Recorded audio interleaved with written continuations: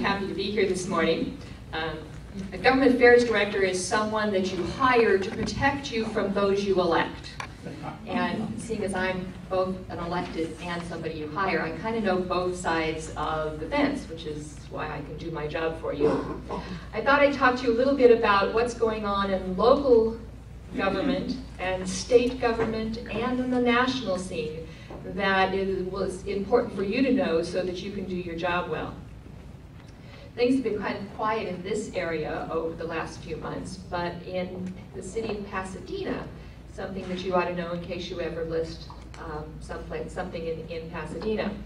The city of Pasadena this summer passed a no smoking in all multifamily units ordinance. So not only for rent, but a condominium or a townhouse. Beginning January 1, 2013, there will be no smoking in any units, in the common areas, on the patios, on the balconies, within the units themselves. So why do you need to know about that? Well, if you happen to list a townhome or a condominium there, you need to be able to disclose that to a potential buyer. That come January 1, 2013, there will be no smoking. Pasadena Foothills Association worked really hard with the city of Pasadena to make sure that if you were a property manager, a property owner, or a homeowners association in Pasadena, that you weren't responsible for enforcement of that. And so we were successful in making sure that the city of Pasadena was responsible for enforcement, but not the property manager, not the property owner, not the HOA. So it's kind of weird to get social, this is social engineering at its best. If you had a property there and there was a complaint from a tenant that someone next door to them was smoking and they didn't like that, and they came to you as the property manager to complain about it, you would say, it's not my job to enforce it. Call this number, this is the city's number, they will send out someone to enforce it and talk to your tenant or your next door neighbor if you're a townhome or a condominium. We are working right now, I have a draft on my desk of a disclosure form for all sales and leases, which will be available, I imagine, sometime in the next couple months, because by January 1, 2012, that's just, 5 months from now, you will need to be sure to disclose this new ordinance to any potential buyer or any new tenant. So any questions on that? Okay, yeah? Is there an exemption if you smoke marijuana from medicinal? Yes, this is tobacco smoke only. This is tobacco smoke only. And there are important things to know. And they're defining multifamily as 2 units or more. So if you have a duplex, it works for that as well. Who enforces it? Code enforcement or the police department? It will be the Department of Health. I'm quite sure how they're going to do that, but that's not my problem. I thought I saw a question over there. Okay. Yes? What's the penalty if you're being caught? It's an escalating fine, and they haven't really even defined what that is. So maybe it'll start at $100, and the second time it's $300, and the third time it's $500, whatever. So it's an escalating fine. Until finally it gets pretty expensive. Laura, you are privy to being on the other side in some of these issues. And I know that these groups, especially this anti-smoking group, just goes from city to city. And so they'll go into Pasadena. They're not even Pasadena residents that are standing up there, with their cards to speak. And what can you do about that? Or what can we do about that? How can we influence those? Well, Lee's right. These kinds of ordinances have a tendency to be viral. And that if one city passes it, somebody else says, oh, this is a great idea. Or these anti-smoking groups will just kind of pick off cities that they think are right for doing this. Our Pasadena Association was really against this to begin with. I mean, as much as we didn't like smoking, we as realtors were very cognizant of private property rights.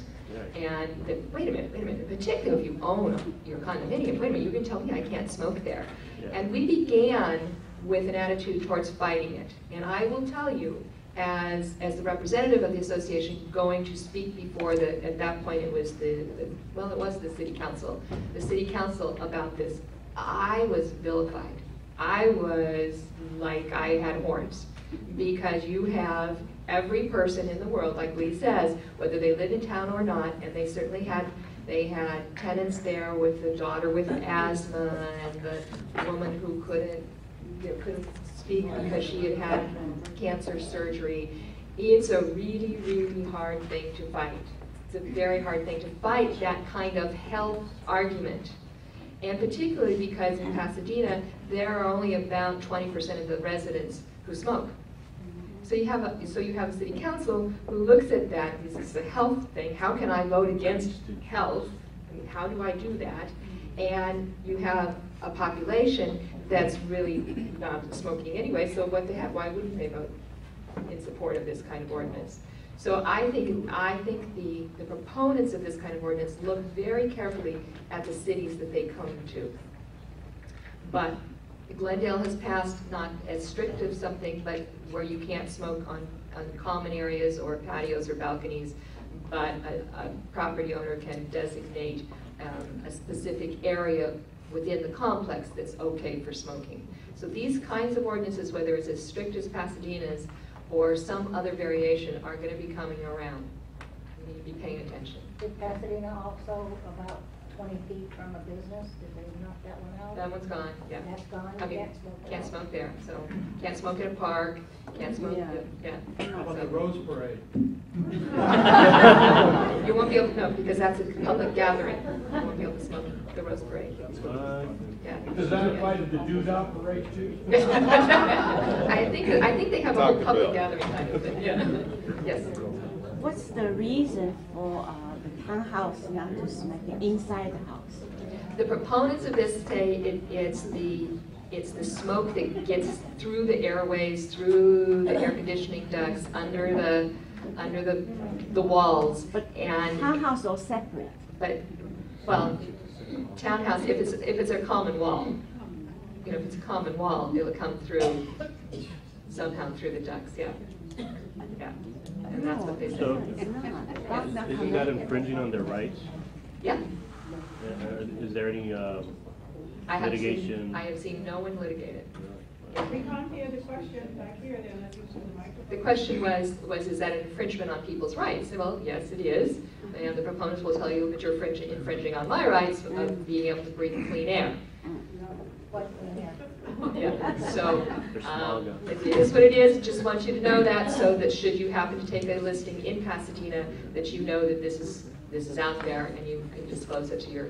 You can still smoke in your car? Yeah. With the windows No up. minors. No minors. Last question, I guess. Yeah. Are there any other cities in Southern California with a strict ordinance? Calabasas does. Santa Monica usually has stuff like that. Has not yet that I know of. South Pass has a similar ordinance, but not quite as South Pass allows apartment owners to cluster their smoking units, which is kind of weird. And I will tell you that the apartment owners themselves, as long as they didn't have to worry about enforcement, they thought it was just fine, because it's much cheaper to renovate, you know, an apartment when a tenant changes when it hasn't been smoked in, right? So as long as they didn't have to worry about enforcement, they didn't argue about it. But it's also when you're saying it's also when you buy a condo, it's not just the rental, right? Correct. That's So- right. Okay, you know, once a tenant situation, when you own the Yes. space and Yes. the walls, you show the right to do. And I'm not a smoker, and I can't smoke, but I I believe understand. in the Fourth Amendment, you know, and the right to privacy. I understand, but until such time as someone takes the city of Pasadena to court to test it, I have not seen that. No. No. Yes. Does the apartment owners or managers have a responsibility of disclosure? Yes. They will have to disclose. Signing of the lease, they have to give a disclosure. Yes, exactly, and that's what we're drafting right now with the city of Pasadena, so that will be out there. And they must post signs, you know, no smoking signs as well. But that's really their only responsibility.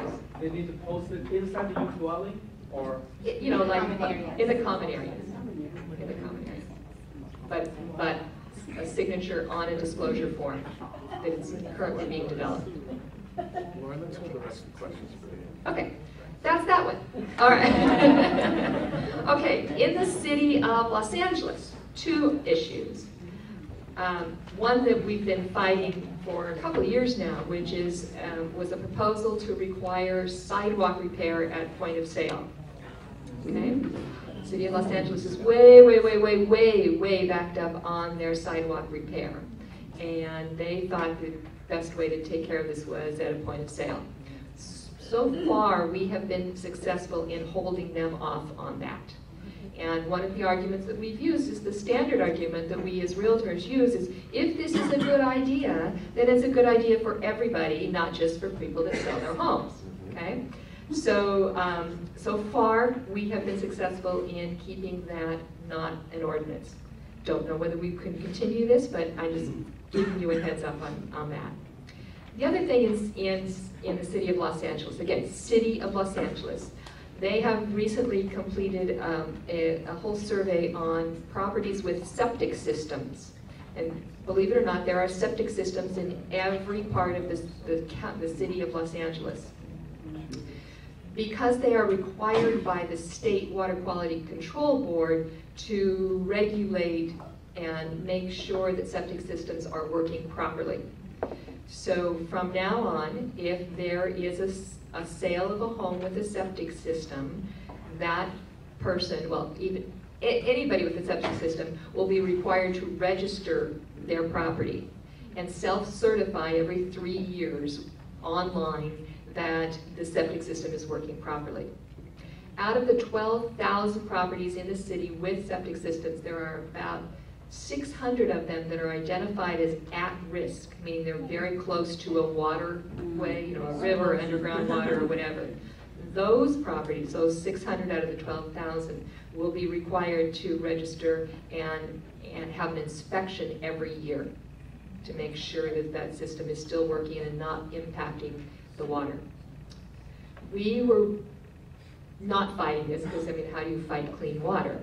But what we were really concerned about was your disclosure requirement. And the city of Los Angeles has what they call a 9A form, which you're supposed to fill out. It goes to building and safety to make sure that everything is proper in the house. And we said, let's put this disclosure information on that 9A form, so that there's not another form you got to find, there's not another form you have to think about, it's just on the 9A form, it's already there. And after a lot of wrangling with them, because they're a big bureaucracy and they haven't necessarily wanted to change, I think we're going to get that done. I think it's going to happen, and so that will be a great thing. This ordinance from the city of Los Angeles is not even passed yet, okay? It hasn't gone to the city council. And if and when, it will go to the city council, but when it does, and when they pass it, it won't be into effect for another whole year after it gets passed. So there's plenty of time. But if you happen to take a listing for a property, Sunland Tujunga, that area's got a lot of septic systems. On the city's website, the Bureau of Sanitation's website, is the list of those impacted properties, those 600 properties. So if you wanted to look it up in case your property owner didn't know, then you can find that on their website. That's the county of LA. City of Los Angeles. Oh, City of Los Angeles. Sunland Tujunga or City of Los Angeles. Yeah. Okay? Yeah.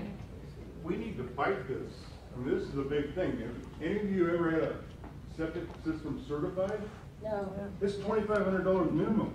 Yes, yes, and you won't fight, you won't, this is a state requirement, you will not be able to fight it. This is a state requirement, We you need to cannot fight fight it it. at the state level then. No, it's too late, it's done, it's done. This is keeping water clean. I mean, Why were Even we Malibu sleeping cannot with fight for This that. is requirements, I will tell you, because we haven't been sleeping. CAR's been working for years with the Water Quality Control Board. And originally, the restrictions and the requirements the Water Quality Control Board were talking about were awful. I mean, they were horrible. And gradually, and with a lot of work from CAR and local areas, my city in LaCañada, we're still on septic systems. I've gone a couple times to testify before the Water Quality Control Board. We have gotten them to see reason, so that because think about it, out of 12,000 septic systems in the city of Los Angeles, they've only identified 600 of them as a problem. That's reasonable. I mean, you can't get this thing just to go away. I mean, and if people have septic systems that are polluting the water, they should fix them. They should. So we've worked really hard to keep these regulations reasonable and appropriate, and not way out there where you're putting onerous demands on every septic system owner. Okay? Okay, no more questions. Okay, all right. Okay, that's the 3 local things. I've been told no more questions. Let me get through my stuff, and then if I have time, we'll go through this. Okay, this is just quickly giving you an update after the close of the legislative session in Sacramento, what happened with the CAR-sponsored bills this year. Okay, and there are 5 of them.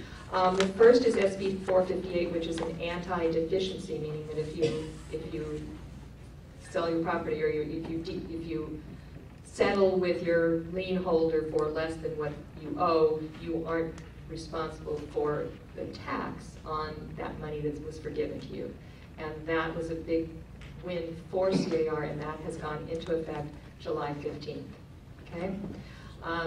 One of the other issues that CAR worked really hard on for the last couple of years, a number of homeowners associations in common interest development were changing the rules. And so if you had bought a townhome or a condominium and you decided you wanted to rent it out, or you had bought it for that purpose, and you were allowed to do that when you bought it, a lot of homeowners associations were changing that and saying you can't rent that out. And CAR worked really hard to get that rule changed. So if there was that allowance for you to be able to rent it when you bought your townhome or condominium, you may still rent it. Okay? What number is that? That is SB 150. Okay? SB 837, which is a change in the transfer disclosure statement, the TDS. This is a result of work that CAR did a number of years ago, when there was a proposal to require the installation of water-saving devices, toilets, low-flow toilets, shower heads, at point of sale on a statewide basis. And CAR was successful in fighting that and saying, whoa, wait, again, the same argument, if this is good for all of us and we all need to be saving water, then it shouldn't just be people that sell their homes. And the legislation was changed to say that by 2014, every person, every home is to have these toilets, water-saving toilets, and these low-flow shower heads. It's up to the city or the water district to regulate that. That's their problem, and many will just let it happen. But part of the deal was that we would put into the transfer disclosure statement that was required, so that you don't have to know that because it's in the TDS, and it just will say that these low-flow things are necessary and need to be installed by 2014. So that makes your life much, much easier. Another thing that apparently came up through a number of homeowners associations that had and people that tried to buy a condo or townhome, that there were companies out there that were charging exorbitant amount of money for the documents that were necessary through the HOA and that transfer. And I mean, thousands of dollars. And CAR was successful in getting passed by the legislature that the document provider can't bundle those required documents with the others, so to keep those costs down for your buyer. That's currently on the governor's desk. We're hoping that he will sign it, but we still don't know that. And finally, SB 510. You have a lot of brokers out there that have large companies and many offices, and they'll designate, and maybe you're one of them, an office manager to be in charge of that office. But there was no accountability to that office manager. So again, on the governor's desk for his signature is SB 510, which would require that a specific person be designated by the broker as the office manager, And then that office manager is held accountable for the proper training of those agents in his or her control, in his office, okay? All right. And finally, this one is really, really important. September 30th is the last day that the current conforming loan limits will be in effect. That's really important for us here because so many of our homes are, are expensive. CAR and NAR have issued a call for action. They want you to contact your congressman and your U.S. senator. I got that call for action in my email last night, late yesterday afternoon. I will bet it's in every one of yours. It's from CAR. It takes 30 seconds for you to do what they want you to do. Go in and do it. It's from CAR, call to action on conforming loan limits. There's only a couple things that will impact you more than this one. And so as an elected official, I will tell you, I pay a lot of attention when a lot of people contact me about an issue. Go into your email, find that CAR call for action, follow the instructions. I'm telling you, it's 30 seconds worth of work, and it will be a big impact. If this doesn't happen, come October 1st, those conforming loan limits go down to what, 417. Big impact on your market. Okay? So that's all I have, and I think I'm supposed to be stopped.